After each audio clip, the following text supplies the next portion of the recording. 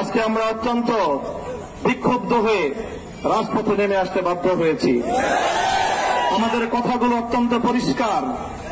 আমরা ধর্ষণ এবং জেনা ব্যভিচারের জন্য সর্বোচ্চ শাস্তি প্রকাশ্যে প্রয়োগের দাবি জানাই।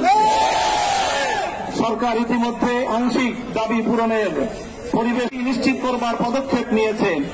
আমাদের দাবি পরিষ্কার, সেই শাস্তি জনসম্মুখে প্রকাশ্যে প্রয়োগের ব্যবস্থা করতে হবে। যেন একটা ধর্ষণের শাস্তি, একটা ব্যভিচারের শাস্তি দেখবার পর সমস্ত লম্পটদের বুকের মধ্যে ভয়ের কম্পন তৈরি হয়ে যায়। আমাদের স্পষ্ট আরেক দাবি হল, শুধুমাত্র ধর্ষণের কঠোর শাস্তির মাধ্যমে ধর্ষণ এবং ব্যভিচার বন্ধ করা যাবে না। এর যে উৎসমুখগুলো রয়েছে সেই উৎসমুখগুলো বন্ধ করতে হবে। নারীকে অশ্লীলভাবে উপস্থাপন করবার সমস্ত পদক্ষেপ বন্ধ করতে হবে। মাদকের অবাধ সরবরাহ এবং প্রাপ্তির ব্যবস্থা রুদ্ধ করতে হবে। নারীকে যারা অশ্লীলভাবে উপস্থাপন করছে, সিনেমার বিলবোর্ড, বিভিন্ন চলচ্চিত্রের পর্দা, নাটক এবং টেলিভিশনের পর্দার মাধ্যমে যারা নারীকে ভোগ্য পণ্য হিসেবে, ব্যবসার পণ্য হিসেবে উপস্থাপন করছে, তারা মাতৃজাতির কলঙ্ক করছে।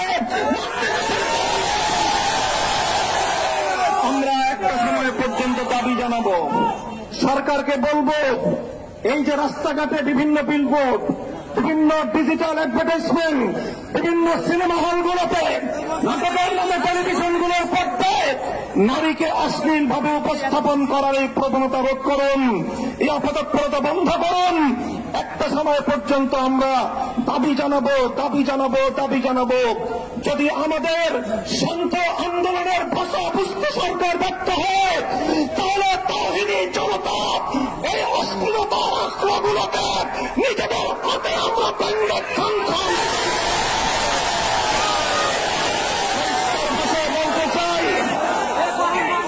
আজকে ইসলামপন্থী, ইসলাম বিরোধী নাস্তিক্যবাদের দোসরেরা তারা মামুর বাড়ির আবদার নিয়ে এসেছে।